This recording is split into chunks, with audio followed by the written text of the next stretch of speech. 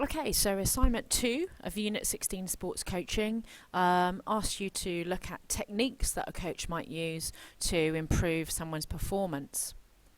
This is the image that you'll find on the front of the assignment brief, just so you recognise it. And you can clearly see here, this is some software analysis program that looks, well, in this case is being used for golf and can look at joint angles and body positions to help a coach improve that player's performance. So once again, here is the assignment brief very quickly, opening with the mark sheet that I complete, and going on to the student review sheet that you must complete before you submit your work, and down to the brief front cover there. So assignment 2, techniques used by a coach. Here again is our scenario. We'll look at that in more detail in a moment. The assessment criteria, the learner declaration that you must complete and sign before you submit your work, basically saying it's all your work and you haven't copied it. The list of tasks that you need to complete, showing you what assessment criteria you get each time you complete a task.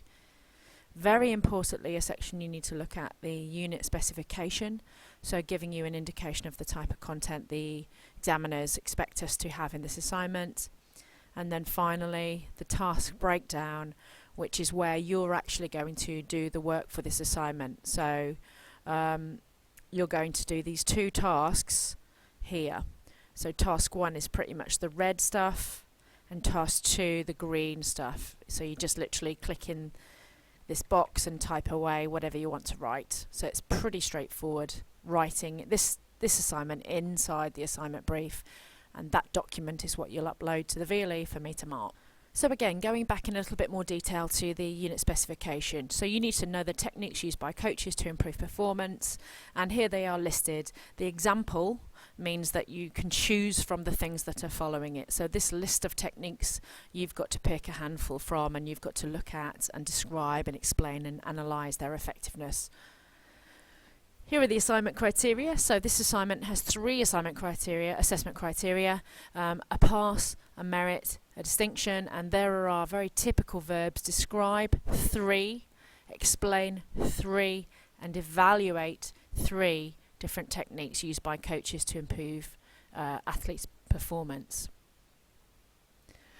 So this is our list of techniques, and I've put in yellow the ones that I recommend you looking at and possibly thinking of choosing from. I think the ones in white, whilst they're not impossible, they're a little bit harder to look at, and I think the yellow techniques might be easier to particularly evaluate, so bear that in mind. We will of course have done some practical activities to get you to do some of these techniques, so you will definitely have done some notational analysis, and we may well do some observation analysis also. So looking at this type of a technique, here's a list of some of the reasons why these might be effective, or some of the forms they might take. This, I guess, feeds into potential things for you to write about for your evaluation. So what it does give you is something very tangible, as in you can get your hands on this type of data. If you've got a tick sheet and you're doing notational analysis, you can use that. It's very hands-on, very visible. It's not subjective, it's a bit more objective. But it can be time-consuming, so you need time to sit down and watch somebody perform. You need to obviously be familiar with what you're looking at, so skill familiarity. So somebody who is very inexperienced in a sport would struggle to do observational analysis. But you can get some strengths and weaknesses so that you can identify things to focus on, things to really develop, perhaps some weaknesses. Notational analysis in particular can be really effective in identifying contributions made by players. So if you're looking at a basketball team, the best player might be somebody who contributes in defence rather than just the person who scores the most. So it allows you to value different elements of performance. And of course, if you're videoing something, you've got it there, you can slow motion it, you can replay it. There are very specialist bits of software that, a bit like the image on the front of the assignment brief, that allow you to go into very biomechanical detail in analysing performance. But something like this Dartfish program is incredibly expensive. You can use this technique repeatedly through a season to monitor for progress or performance improvements. And I would just say, think about is it as effective for games as it is for dance and gymnastics? So does it have a role in this? So when you're evaluating, is it more effective for certain activities or individual sports like golf, or is it a problem for other activities? So here's another technique, performance profiling, which you look at different elements of the performance or the performer, and these elements might be psychological or fitness-based or skills-based. So you might, if you're a hockey player, be performance profiled, and they might break down all the fitness elements you need to perform brilliantly in hockey, do tests on you and build up this profile of what your fitness looks like. And then that might be something which can be conversation between the athlete and the coach, and you then set a training program to try to improve those weaknesses. So again, it can show progress. It can be interactive between the coach and the performer, and it's quite versatile. As I said, it could be psychological. So are you confident? Are you anxious? Are you determined? So in the same way, you could have psychological strategies to try to improve. So again, you need to describe and explain these things and then evaluate whether they're effective for all sports, all performers, or where they might not be so effective. Fitness assessments and programs kind of could link in a little bit with profiling, but I'm sure from your studies so far in PE you'll have known all about different components of fitness and different tests and how you can make them very sport specific. The coach obviously needs to have some knowledge of what would be important fitness elements for a certain performer, or the different positions within a team, because they have sometimes quite different demands. And you can allow comparisons between performers when you have the results of these tests, and again, show progress. Goal setting, a technique commonly used by a coach, and those goals might be short-term, medium-term, long-term, but whatever they are, they should be SMART targets, and we will make sure that you understand what SMART targets are. I've put who decides because I think it's really important perhaps to have the athlete have a role in setting their own targets, perhaps alongside the coach rather than just something the coach tells the athlete to do. And again, these targets might be very different. The coach needs to understand, why is this performer taking part?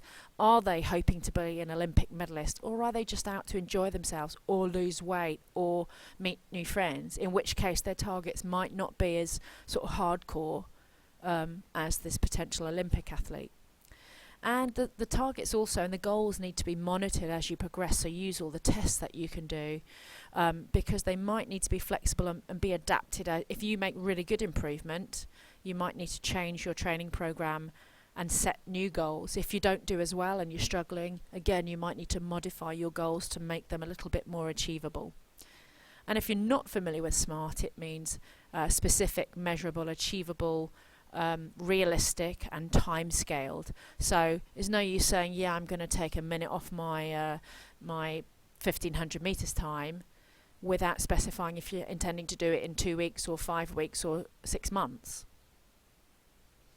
Demonstration and technical instruction. You will all, through sports leaders activities and through your coaching unit, have to lead each other and demonstrate skills and give technical instructions. And I've put these two together because essentially they tend to go hand in hand. You will show somebody what to do, give them a visual image of what they should be trying to copy, and then you will give them some teaching points that hopefully help them to learn and replicate the skill you've just shown them. So how many times do you demonstrate? Is there any merit in a silent demonstration, so that you're not just talking through the thing all the time? Because if you're talking and doing, what does the observer do? Do they concentrate on what you say, what to look for? So sometimes silent demonstrations can be useful. It will matter what stage of learning the performer is at, and I mentioned that in one of the next slides. We'll come back to that.